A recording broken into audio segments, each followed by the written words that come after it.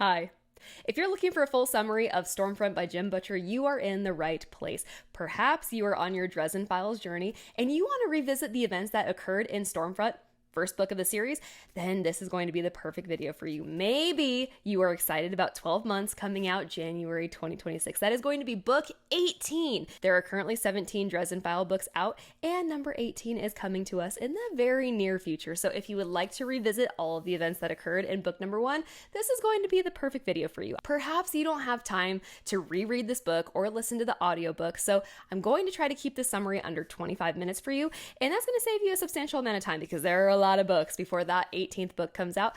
I hope you're as excited as I am. Before we get started, don't forget to hit subscribe. I have a ton of book content that you may find helpful. I have a ton of summary videos. I have book reviews. If you are a book lover, this is a channel for you. I would love to have you. I love this channel. I love connecting with readers all across the globe. So don't forget to hit subscribe. I really appreciate your support. This goes without being said, but this summary video contains spoilers. I cannot do a summary video without spoilers. So if you're simply looking for a spoiler-free review of Stormfront, I'm going to drop a link below in the description box because I do have that video available to you on my channel. If you'd like to experience this book without any spoilers, go check that video out. If you'd like to hear my overall thoughts and opinions of the story, go click the link below.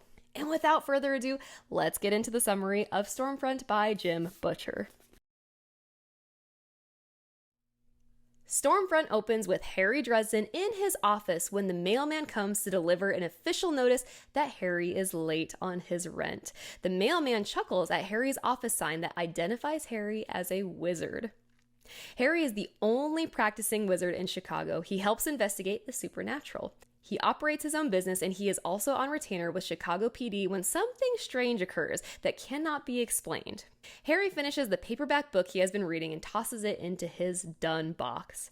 Harry receives 2 phone calls. The first phone call is from a woman named Monica Sells, who schedules an appointment to see Harry at exactly 2:30. The second call is from a woman named Karen Murphy. She's the director of special investigations at Chicago PD. She tells Harry that she needs him to report to a hotel nearby as there has been a double murder.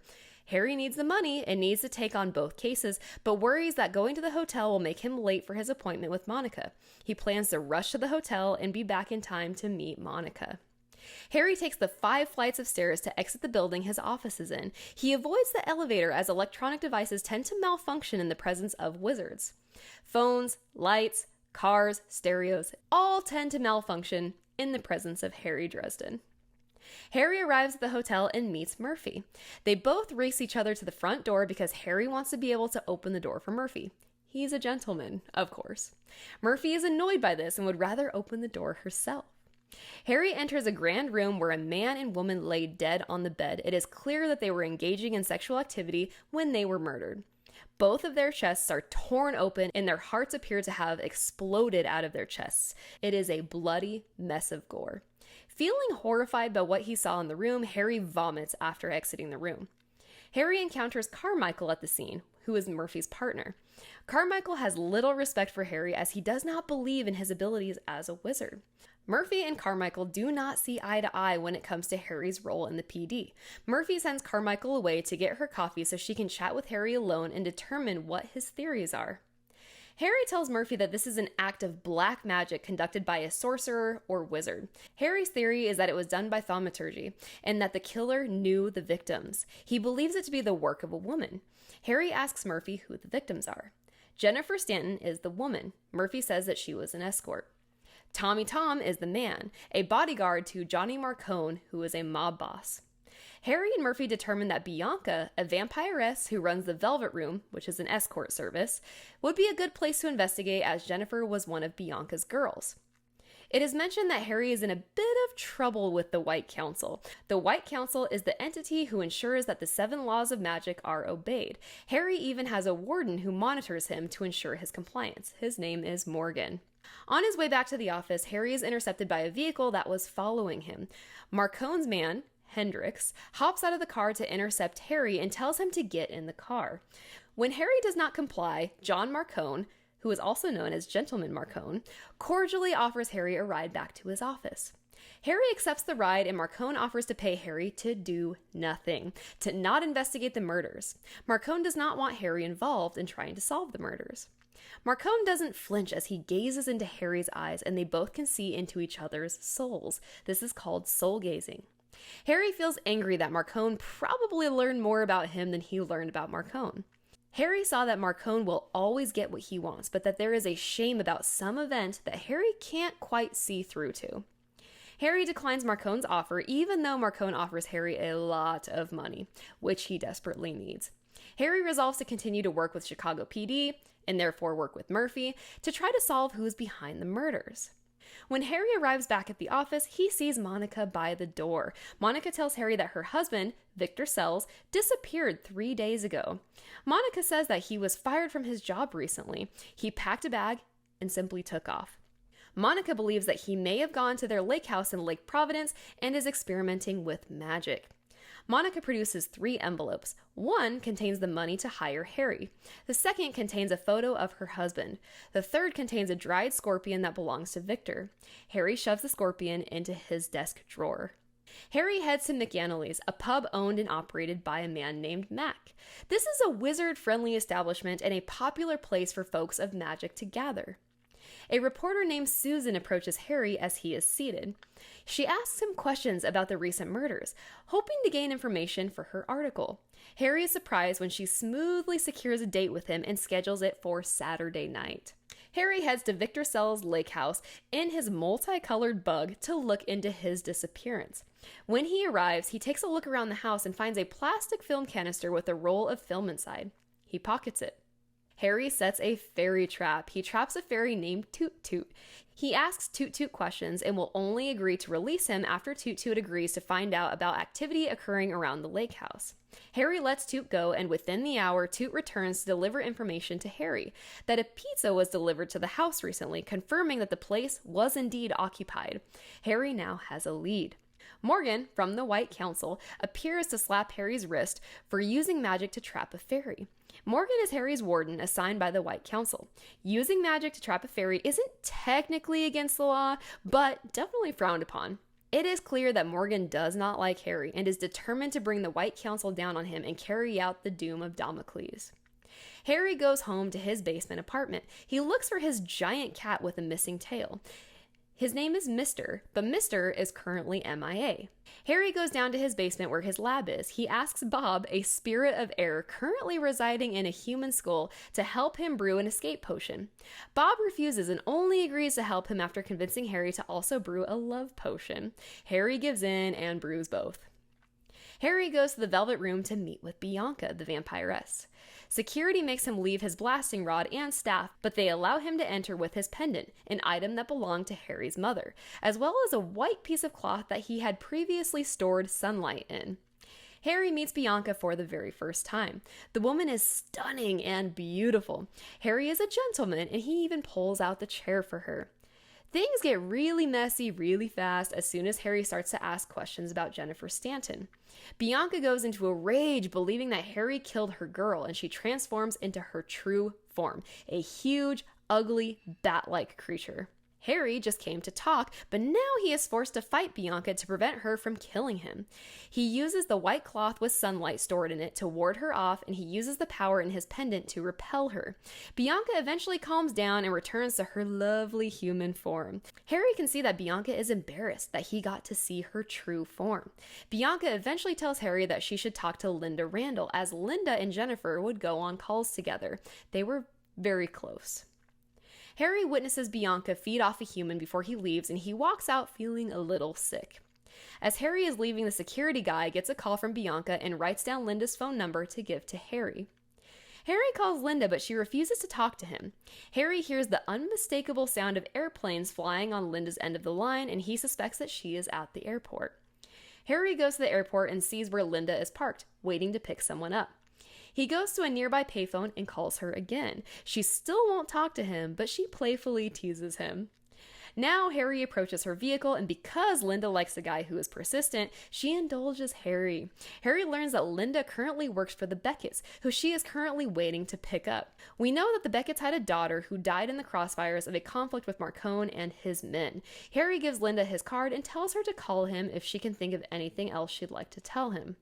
After his conversation with Linda, Harry gets some coffee at the airport and calls the pizza place that delivered pizza to the Lake Providence house. Harry briefly speaks with Jack, the pizza boy, who acts very nervous to be speaking with Harry. It's clear that there was another caller that was asking similar questions and had a very similar conversation with Jack. When Harry asks Jack what he saw, Jack says that there was an orgy party going on at the house and that he saw a photographer taking pictures from the outside. Harry returns home after a long day and is attacked right outside of his front door. He takes a baseball bat to the head. Harry is concussed and does not feel very well. Harry goes to see Murphy at the PD. While Harry is waiting for Murphy, he sees two officers escorting a kid down the corridor. The officers mention that the kid is in for a DUI. All of a sudden, the kid takes off running down the hallway and is just screaming. The officers aren't fast enough to catch him, but he is running right toward Harry. The officers call out to stop him, not realizing that Harry is a civilian. Harry intervenes and intercepts the kid, allowing the officers to catch up. Harry realizes that the kid is on this new drug called 3-Eye, which allows them to see into the spirit world. The kid tells Harry that he sees he who walks behind, which is extremely unnerving to Harry as he is very aware of the presence that stretches out behind him like a horrible shadow. An old enemy of Harry's sent he who walks behind after him, and while he has never gotten to Harry, the mark on Harry can be seen by other wizards and those on 3-Eye. He who walks behind is described as a spectral hitman.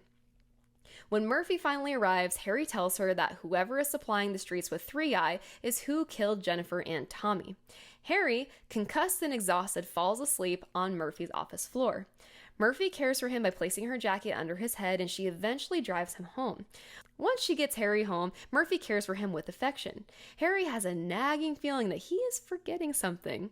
We know at this point that he's forgetting his date with Susan, which is scheduled for 8 o'clock that night. Harry thinks that what he's forgetting is providing an update to his client Monica, so he phones her right away. The conversation with Monica is very strange. She won't really speak to him and ends up hanging up on him. Murphy gets ready to leave, so she tucks Harry into bed and kisses his forehead. Right before she leaves his apartment, the phone rings. Murphy answers it. She tells Harry that it's the wrong number. When Harry wakes up, he is touched to see that Murphy left him some money. The accompanying note demands that he pay her back. There is a wicked storm outside, and Harry considers how much storms can be used to fuel power. There is a knock at Harry's door. Harry believes it to be Linda and is surprised to see Susan standing at his door. Susan is dressed in a flattering black dress that exposes a large portion of her back, and Harry suddenly remembers his date with her. He ushers her inside and realizes that he is in desperate need of a shower. Harry excuses himself to go shower. Right when he is lathered up with shampoo in his hair, he catches a glimpse of someone outside his window. In a panic, Harry leaps out of the shower, hair still shampooed up, wraps a towel around his waist, and runs out into the living area where Susan is about to open the door to whoever is knocking outside. Before Harry has a chance to tell her not to open it, it's too late and Susan screams at the toad-looking demon standing outside of Harry's door. The demon takes its time to enter his apartment, but when it finally does, Harry uses magic to ward it off while Susan takes possession of Harry's revolver and shoots at the demon. A couple of bullets hit the demon, but most miss. During the fight at some point, Harry loses his towel and he is completely naked, and still with suds in his hair. Harry tells Susan to take refuge in the basement. As he battles the demon with magic, he yells at Susan to take the potion in the hopes of it allowing her to escape. The potion does not work. Harry makes his way down to the basement and ushers Susan and himself into the small copper circle where the demon cannot enter. Susan and Harry, who is still naked by the way, waited out for a bit. He tells Susan that if the sun comes up, the demon will vanish. Susan suddenly starts acting very amorous towards Harry, leaning her head on his chest, kissing his chest. Harry is confused by this behavior when Bob tells Harry that Susan took the love potion instead of the escape potion. There were 2 potions down in the basement and Susan took the wrong one. Since the escape potion still hadn't been used, Harry bargains with Bob to get him to toss him the escape potion in exchange for Bob receiving 24 hours of freedom. Both Harry and Susan share the potion, and it is useful in transporting both Susan and Harry outside of the apartment and into the storm. Due to the mixing of potions, Susan gets really sick and starts vomiting. She is unable to run toward the body of water that Harry wants to use to get safely away from the demon, as they cannot cross water. Harry is too weak to carry her. He is still concussed and extremely exhausted. The demon has realized that Harry and Susan are outside and is currently en route to attack them. They are running out of time, and Harry seriously considers leaving Susan behind. He knows that if he stays, they will both die. If Harry saves himself, he can still work to stop the Dark Mage from performing more murders using black magic. After a quick debate with himself, he determines that he simply could not live with himself if he lets Susan die. He decides to fight the Toad Demon even though his odds of survival are not very good. Harry is able to defeat, though not kill, the demon by tapping into the power of the storm that is raging around them. He uses his blasting rod to repel the demon. After the battle, Harry encounters a shadow person, kind of like a hologram. This is the man who sent the demon. After the shadow person vanishes, Morgan from the White Council shows up again and tells Harry that in 2 days the council will determine Harry's fate. Morgan will push to get Harry executed via the Doom of Damocles. Remember, Harry is still naked. After Morgan leaves, the cops show up. There has been another murder and Murphy is calling on Harry to come take a look. The next victim is Linda. She was killed the same way that Jennifer and Tommy were. Harry suspects that Linda knew who killed Tommy and Jennifer. Harry considers Linda's employers, the Becketts, who had a daughter, Amanda, who was killed in the crossfire of a conflict with Marcone and his gang. When Murphy searches Linda's body, she finds Harry's card in her pocket. Murphy becomes very suspicious of Harry and wants to question him. Murphy is extremely frustrated by Harry's unwillingness to tell her everything that he knows. He is withholding a lot of information from Murphy in an attempt to protect her against forces she cannot fight. But Murphy is very aggravated that Harry is holding back on her. She threatens to get a warrant for his arrest and even starts to wonder if Harry is the one behind all of the killings. Harry is attacked at a payphone. One of Marcone's men beat up Harry and took a chunk of his hair. This horrifies Harry, as a lot of black magic can be done with someone's DNA. He has to get his hair back, or he realizes that he is dead. Harry puts up a fight and ends up trying to wrestle the hair out of the man's grasp, but the man still gets away. However, not all is lost because Harry has blood and skin under his nails when he tried to get his hair back and is able to complete a tracking spell in order to find the guy. Harry gets in a cab and goes to his apartment first to grab a few things, but then he has the driver take him to Varsity, which is a club owned by Marcone, and he makes quite the entrance by blowing the hinges off the door and exploding it outward, away from innocent customers. He also manages to melt a jukebox and explode the lights. Marcone announces that the club is closing early, apparently. Harry demands his hair back. Marcone appears genuinely confused. Harry accuses the man, Lawrence, of attacking him and taking his hair. Marcone is not privy to this attack and questions Lawrence. Lawrence denies it all. Harry intends to prove it by telling Marcone to look at Lawrence's wrist, where he will find scratch marks from their fight. Lawrence claims that it's all a lie and that his girl gave him those claw marks. Lawrence goes into panic mode and begins to attack. Marcone's bodyguard, Hendricks, throws himself over Marcone to protect him but ends up shooting and killing Lawrence. Marcone wanted him alive for questioning but can't totally fault Hendricks for defending them the way that he did. We find out that Lawrence was working with Marcone's rival, who are the people that are selling 3-Eye. He was feeding the rival information about Marcone's operations. Marcone is disappointed to discover this and chastises the dead Lawrence for being bought out by his rival. He says that he would have paid him so much more if Lawrence would have just come to him with all the information. After searching his body, Harry is disappointed that Lawrence does not have the hair any longer. He figures that Lawrence already passed it off to the enemy before meeting with Marcone at Varsity Club. Harry is depressed and wandering out in the city, walking and walking and walking. Harry is feeling hopeless. He feels strongly that he is just destined to die very soon, either by the sorcerer who is going to explode his heart like he did Jennifer, Tommy, and Linda, or by the White Council in 2 days' time. Harry thinks about his parents who are both deceased. Harry's father passed away from an aneurysm, and his mother passed away giving birth to Harry. Without thinking about it, Harry's feet take him to Linda's house. Harry enters the home and curls up on the floor next to her bed. He falls asleep there. When he awakes, it is bright outside and he sees a canister of film on the floor by the corner of the bed. Harry picks it up and matches it to the same type of canister that he found outside of the lake house. As Harry is about to leave, a man enters looking for the film. Harry initially assesses this guy to be a handsome fellow, but quickly corrects his assessment after getting a close-up of him. He now compares the man to a ferret. Harry attempts to look as official and professional as possible, which is really difficult as he is currently wearing sweatpants and cowboy boots under his duster. He had to change in a hurry and didn't have clean clothes available after the whole ordeal with the Toad Demon. When Harry flashes his special badge, not an official police badge, mind you, he asks the ponytail ferret guy for identification. Harry finds out that his name is Donnie Wise. After Donnie discovers that Harry isn't a cop, in order to get him to cooperate and answer questions, Harry makes a deal to exchange the film canister for information.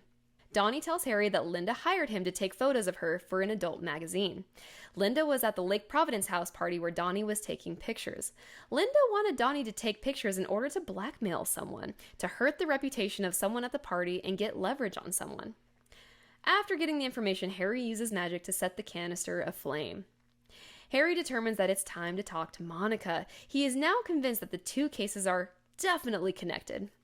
When Harry goes to Monica's home, she attacks him with a taser. But since technology and electronics tend to fail in Harry's presence, her attack was rendered useless. Harry and Monica soul gaze, and Harry sees that Monica was abused by her father as well as her husband. He sees that everything Monica does is for the well-being of her two children. Harry and Monica start to have a conversation, and Harry realizes that Monica didn't know about Linda. Monica's two kids appear. They ask her if she's okay, and she tells him to go into their room and to lock the door, but that everything is fine, and that she is going to be fine. They resume their conversation, and Harry discovers that Jennifer is Monica's little sister. Monica tells Harry that Jennifer was killed by her husband, Victor. She says that Victor started to get into magic when their son was only 4 years old, and it has since become an obsession. Harry realizes that's why Monica wanted Harry to get involved. She directed him to the lake house, hoping that Harry could help. Victor realized that he can power his magic through emotions. First, it started off as rage, but it quickly evolved into lust, which is why he was hosting orgy parties. Victor started making 3-eye, but he couldn't make it fast enough. Monica says that he got power hungry and turned his attention to the kids, which absolutely terrified Monica, and she told her sister Jennifer. Jennifer confronts Victor, and Victor ends up killing her using black magic. Monica encourages Harry to leave, but feels that it's already too late. The storm is coming. When it does, Victor will use it to kill Harry the same way he killed the others. As Harry is leaving, he encounters Monica's little girl, who asks if he can help her mom. Harry says he's definitely going to try. The little girl tells Harry that she hopes he is one of the good guys. Harry needs something of Victor's to create a link, and he suddenly remembers the scorpion in his office drawer. Having finally decided to tell Murphy what he knows, Harry calls Murphy but gets Carmichael instead. The connection is bad on Carmichael's end, but Harry can hear him fine. Carmichael thinks he's talking to someone else and ends up telling Harry that Murphy got a warrant to search Harry Dresden's office.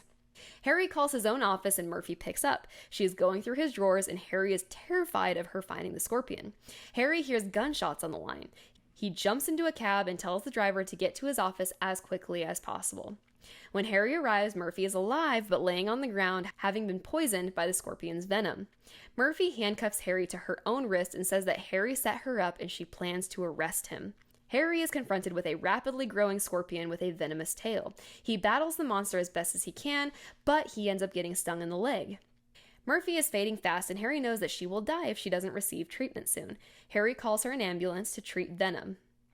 As they are shackled together, Murphy is pretty much unconscious by this point. Harry has to use the elevator, rather than the stairs, to get Murphy downstairs to the ambulance, but the growing scorpion continues to pursue them.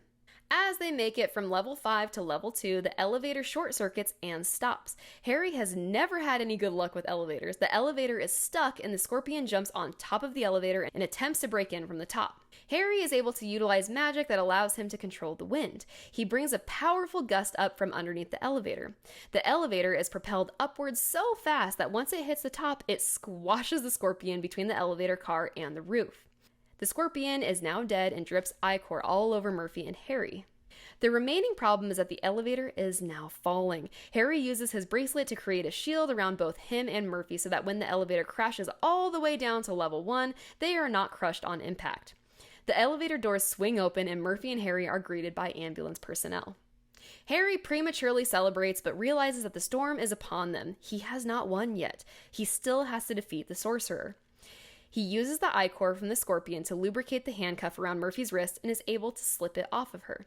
Harry goes to McAnally's to borrow Mac's car, a Trans Am. Other magical folk are gathered there waiting out the storm. Word has traveled about the upcoming face-off between the White and Black Wizard. Before Harry can leave with the Trans Am, Morgan again shows up, convinced that Harry is the one using black magic to kill people. Morgan plans to sit there at the pub with Harry until the rest of the council can show up to determine Harry's fate. He plans to prevent Harry from killing any more people. Harry pretends to comply but ends up using a pub chair to hit Morgan twice and he goes unconscious. Harry speeds the Trans Am to the Lake Providence house. When Harry arrives at the house, he uses wind to propel him from the bottom floor and transport himself to the balcony of the second story. There, he finds the Becketts in the middle of a passionate tangle, having sex. The reason the Becketts are involved with Victor is that he promised them revenge against Marcone for what happened to their daughter. And Victor is in the middle of a ritual. He has a rabbit that he is about to sacrifice. Harry has a moment where he battles between light and dark. He realizes that he could end all of this in just a second if he were to use dark magic. While Harry contemplates which road he is about to take, he feels a hand wrap around his. The spiritual hand directs his hand to the pentagram that he wears around his neck, the pentagram that used to belong to his mother. Though it is not explicitly stated, it can be assumed that the hand that Harry feels belongs to his deceased mother. Having officially decided to fight this battle the right way, he draws power from the pentagram. He uses the film canister from his pocket and throws it at Victor's circle, which effectively breaks the circle. Chaos ensues. The house is on fire. Victor has set 6 scorpions loose to try to tear Harry apart. Victor starts shooting at Harry, and a bullet hits Harry in the hip. Harry uses magic to use a broom to sweep the rapidly growing scorpions off the balcony and to the fiery floor below. Victor calls on his toad demon, but he makes a mistake. As he calls for Kalshazak, he inadvertently gives Harry his name, which also grants Harry the power over it as well. Harry calls the name of the demon to sever the binding it has with Victor. Now the demon is free. The 4th law of magic forbids the magical binding of a demon. Victor attempts to flee, but Harry prevents him from escaping. They are both about to tumble over the edge of the balcony when Harry uses the free side of the handcuffs to loop it around the railing. As he is suspended there, he sees the toad demon bite Victor. The demon has latched on. Harry grabs Victor's pant leg to tug him off the balcony. Both Victor and the demon go tumbling down to the fire and scorpions below. Victor is attacked by the demon, as well as the scorpions, while also being consumed by the fire. Harry is dangling by the handcuffs when Morgan shows up and surprisingly saves him. Harry wakes up outside the house where Morgan is doing CPR on him. Victor is now dead and there will not be any more killings. Harry and Murphy are now recovering in the same hospital just a few doors away from each other. Harry sends Murphy flowers. The first opportunity Murphy can walk, she ventures down to Harry's room and throws the flowers in his face. Murphy claims to have no recollection of what happened in Harry's office. She has the warrant for his arrest rescinded, and after they have both recovered, Murphy calls him in for another supernatural case. The White Council lifted the doom of Damocles, so Harry will not be executed come Monday. Susan's article comes out and Harry gets a second date with her. The varsity club suffers a mysterious fire the night that Harry showed up and Marcone collects on the insurance. Johnny Marcone spreads a rumor that he paid Harry to take out the head of the 3-Eye Gang, a rumor that Harry does not try to dispute. Monica and her kids go into witness protection program. The Becketts are arrested for nudity at first, though they were later tied to the 3-Eye drug ring and charged for distribution. Mac gets his Trans Am back and Harry gets his mismatched bug back. Bob comes home, more or less within the 24-hour time frame. Murphy pays Harry for his work.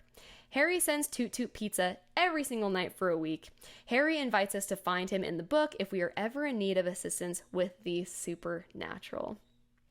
There you have it. That is Stormfront for you by Jim Butcher in a nutshell. I hope that it was helpful. I hope that you have loved this book. I hope that you were able to read this book and you remember it with fondness because I love this book. This was my second read through of this book and I enjoyed it just as much the second time around as I did the first time around. I hope this recap was helpful for you. If you are on your Dresden Files journey, I can imagine that there is going to be a need to go back and revisit all the events that occurred in Stormfront. See where the story began because it's such a good start. It's such a wonderful book. If you are looking for my overall thoughts and opinions of this book, go ahead and check out my video, which is spoiler-free, up on my channel. I'll drop a link below in the description box.